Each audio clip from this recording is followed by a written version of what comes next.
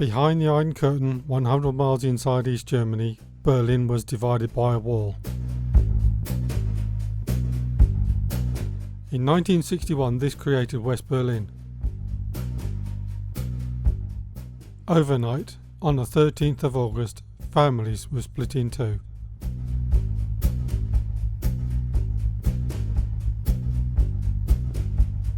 From 1986 to 1992, I was in Berlin with my colleagues and friends.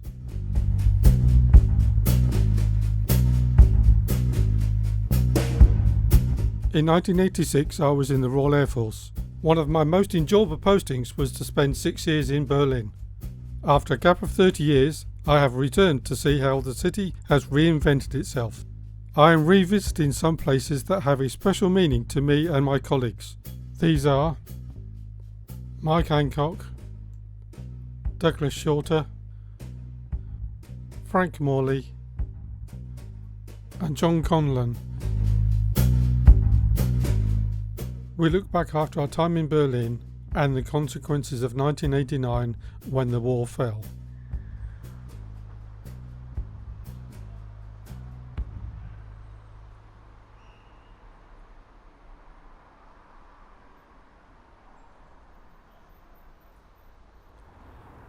I'm sharing this story because rather than the most films that are made of Berlin is all about spies and all that sort of stuff, I want to show a different side of Berlin rather than the spy city that its common name is. It was also a home to hundreds, if not thousands, of Western Forces troops.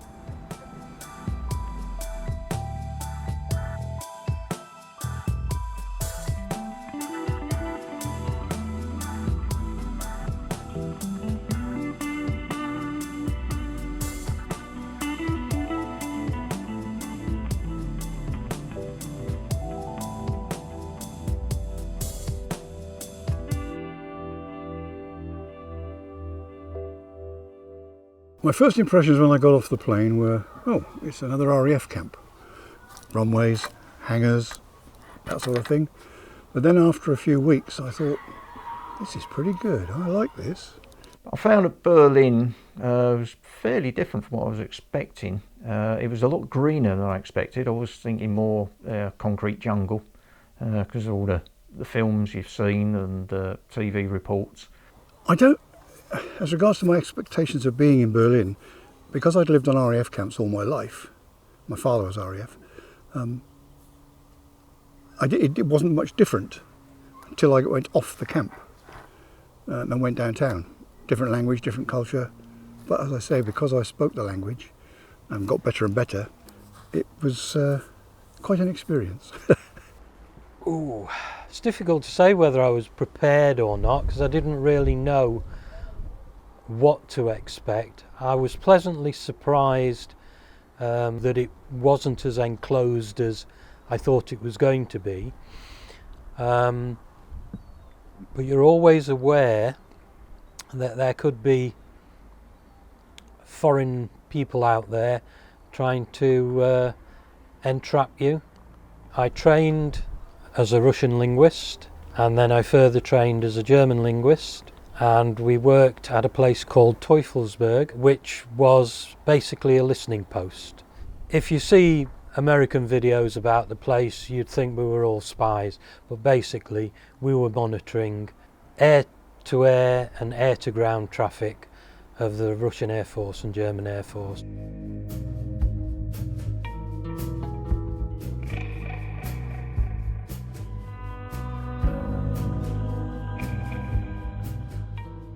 Certainly did know that the area by Ghetto, just the other side of the wall, had one of the biggest certainly one of the biggest tank regiments outside of Russia. Sat there because they had a big training area over the back, which we often heard when you'd hear their alarms or sirens go off, and then they would you'd hear the tanks trundling up and down their range, firing their main guns, as well as the machine guns. Berlin was open 24 hours a day. There was no licensing hours, just open until the individuals wanted to close. It was everything about Berlin was excellent. be honest, no, I never felt trapped at all while I was in there. There was always, you could get out. I mean, if something kicked off, that would be a different matter. But for normal daily life, no. You either flew out, or you got a train, or you drove. There was always, you could go somewhere, which we did quite often. The city itself is a fantastic place. I absolutely love Berlin, and if I could afford it, I'd move there tomorrow. We had real seasons in Berlin. Summer was hot, winter was cold, snowy and icy. And I remember one winter, I think it was 79, I was coming back from my German course, and we got the ferry to Hamburg. The ship was actually breaking ice as it came up the estuary, and we had to drive to Berlin in a snowstorm. We couldn't get all the way to Berlin, we had to stay at Helmstedt.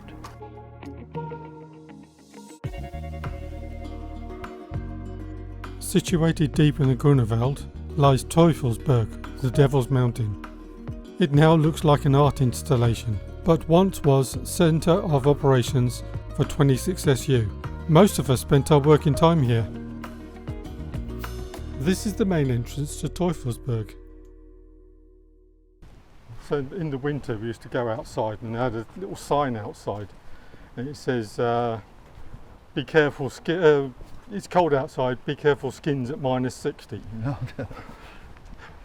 I used to run between the main building there and this in just a jumper and a shirt. And they thought you were very British. Well, I thought, yes. That's just massive, isn't it?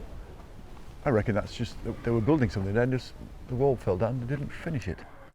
As you were travelling along on the railways on the east side, on the west side, you could see the east side from the railway. And I do remember once seeing the facades of the buildings that were facing me on the train, All nicely all painted. nicely painted. But if you could just see around the corner, and you could, Yeah. they were falling down. They were grey and Yes, that's the Dreadful main condition. impression I got, was it was grey. yeah. Nothing advanced from the 1950s. No, it hadn't. What, from 1945? They really didn't have the money. No to, infrastructure, no nothing. No, didn't have the money to modernise it. No. Well, it all went to the defence, didn't it? There's more money been spent here than there was in East Germany. Yep. How the East Germans were treated, because I think they were treated incredibly badly, worse than I realised when I was stationed here. I didn't know about it. Didn't know about all the detail until later. So I did feel sorry for them afterwards. Do you think that was a deliberate, not being told about how bad it was? Well, we were told, but until you actually speak to somebody who's gone through the experience, you don't. I didn't believe everything I was told. Didn't twig, no. No, there is that. I didn't. The I seeing is believe believing, isn't it? It couldn't be that bad, I thought. Yeah. It's all, we're getting the propaganda. Well, the pictures I saw, they're still using horse and carts. I saw trains, steam trains, and I was going past on a train again, a guy pulling a plough with horses in front of him. The straps around him and the horses in front of him. John's living here with his German partner. My partner won't go to the east unless she really has to. It's still in her head and lots of people's heads. East-west. East-west, it's still there, that difference. There's no north-south, nobody talks about that. No. East-west. And that'll exist for at least a generation. Couple won't it? generations, yeah.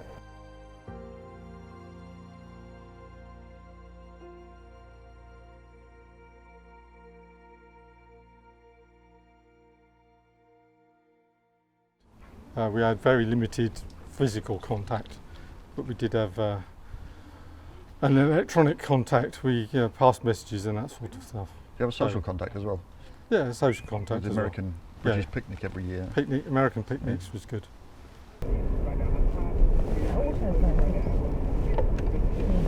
Work was enjoyable, but the social life after work was incredible. It was a really excellent place to be.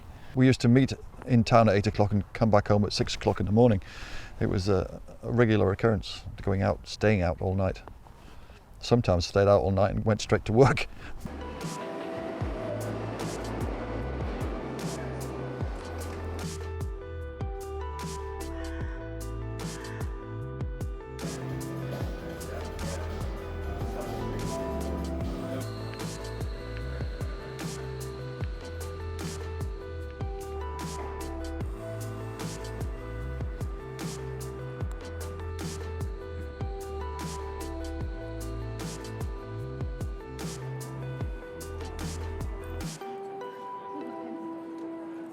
when there was a call out called Exercise Rocking Horse in Berlin, and you were called out and you had to man up military positions.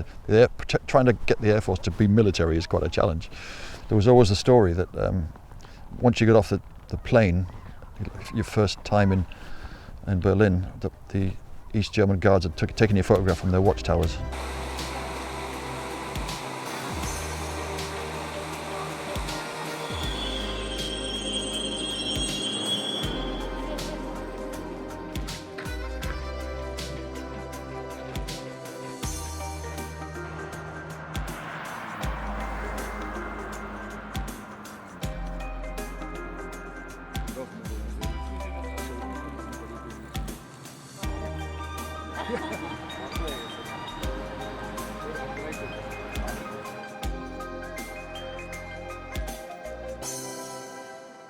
The Operation Country Cousin was, there was several operations that were tannoyed around the station, and Country Cousin was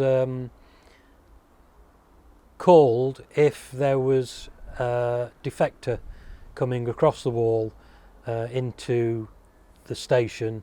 It happened when an East German, I believe, flew a light aircraft and landed at Gatow and claimed refuge and asylum, which was then up to the various aircraft techies at Gatow to take the aircraft to pieces and ship it back over to East Germany, just in case somebody else wanted to have a go, I suppose. Up by Tegel, or up by the Tegeler, there's another series of lakes, and of course down the middle of it is the border, and just marked off with concrete buoys with the East German flag on. And to their side of it, this border was a little patrol boat.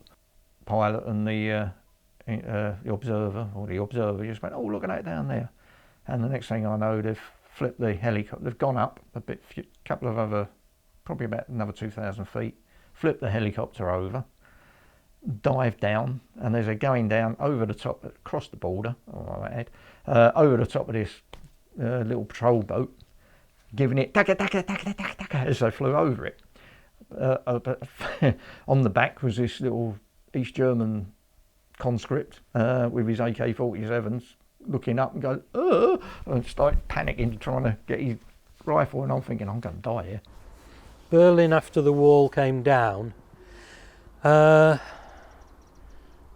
got busier, obviously, with people moving backwards and forwards across the borders.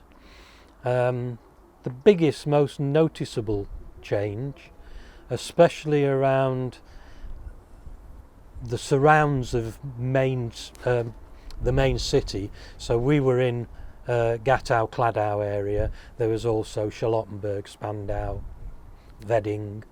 So in those areas, the biggest difference we saw was lack of food in the supermarkets. I just left Berlin. I left in September of 1989, and of course the wall fell down in. Just missed it in October. I was in UK when it fell down, but I watched it all on TV. Dougie's got the same sort of answer. Yeah, he went. He was in UK. He was as well, on yeah. his corporal's course. That's right, yeah. So that was a 6 week, and he just missed it. Came back and. God, I was annoyed that I'd missed all that. Well, so was he. Really, really annoyed. We were on shift, I think, and the military police phoned Gatow to say, what do we do? We've got a lot of East Germans at Checkpoint Charlie saying they can come through. But the RMPs knew nothing about it. They were then told that it's true. The borders were open the gates and let them through. To be honest, quite stunned. Never expected the wall to fall down. Yeah, I don't think anybody did. I mean, only a few weeks before we'd been on exercise to practice defending the airfield prior to doing a runner and going off with the army into the centre of Berlin. Chuffed. Excellent. I thought it was wonderful. It should have come down a lot. Well, it shouldn't have gone up in the first place, but the fact that it did go up and stayed up for so long was horrible. But it came down. It's got to be better, hasn't it? having a country split down the middle. It's got to be better to have it unified. It's got to be better now, politically. But at least you knew who your enemy was then. Now you don't know who the enemy is. There's so many. The Russians are still the enemy, but they're not on the other side of the wall. Everybody's the enemy. It's a symbol of oppression, the way that the East was trying to protect itself from a brain drain. It was the only way they thought that they could do it, which was totally wrong. Surprised that it survived 30 years, and it took a mistake to bring it down. It should never happen again. Never.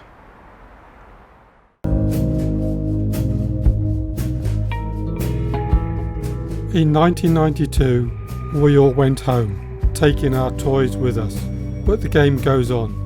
Now, instead of one identifiable target, there are many disparate ones, much harder to identify